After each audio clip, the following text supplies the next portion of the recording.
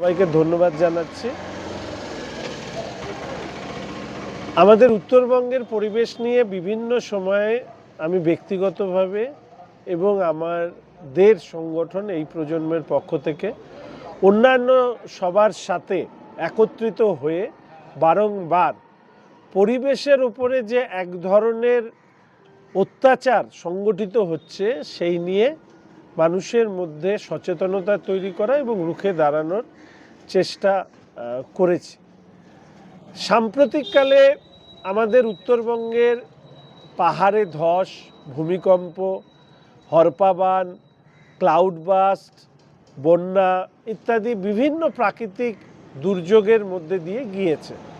এই নিয়ে আমরা অসংখ্য সেমিনার ইত্যাদি বিশেষজ্ঞ মানুষের মতামত আমরা শুনেছি, কিন্তু কোনো কাজই সফল হবে না সেখানে যদি মানুষের অংশগ্রহণ না থাকে।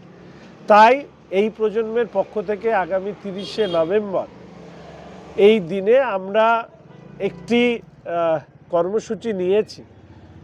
সেখানে প্রতিটি পরিবারের মা বাবাকে আমাদের এই কর্মসূচিতে তাদের সন্তানকে সাথে নিয়ে অংশগ্রহণ করবার জন্য অনুরোধ করছি এবং আমরা এই দাবি তুলতে চাই, পরিবেশ বাঁচিয়ে উন্নয়ন হোক, পরিবেশকে ধ্বংস করে নয়।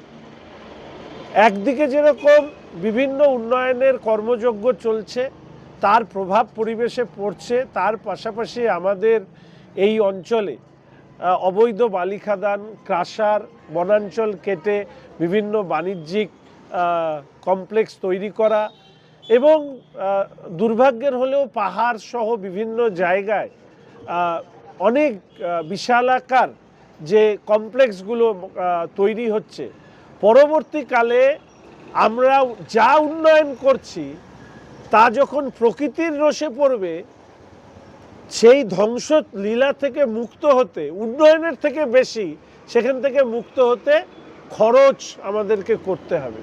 ফলে এই নিয়ে একটি প্ল্যান তৈরি করা হোক। এই নিয়ে দীর্ঘদিন যাবৎ আমি বিধানসভার ভেতরে বাইরে আমি সরব হয়েছি এবং আপনারা জানেন এই ব্যাপারে কেন্দ্রের সরকার, রাজ্যের সরকার, পরিবেশ দপ্তরের কাছে অনুরোধ করেছি।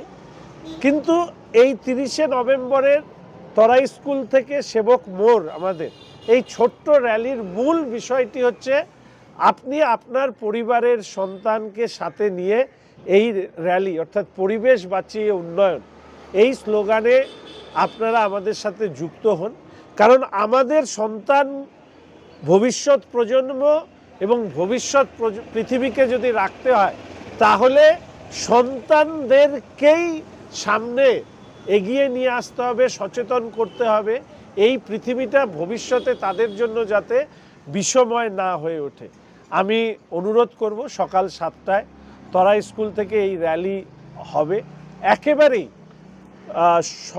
পরিবেশকে রক্ষা করবার প্রশ্নে সমাজের অংশগ্রহণকে সুনিশ্চিত করবার লক্ষ্যে এটা প্রথম এই ধরনের পদক্ষেপ আমরা নিয়েছি।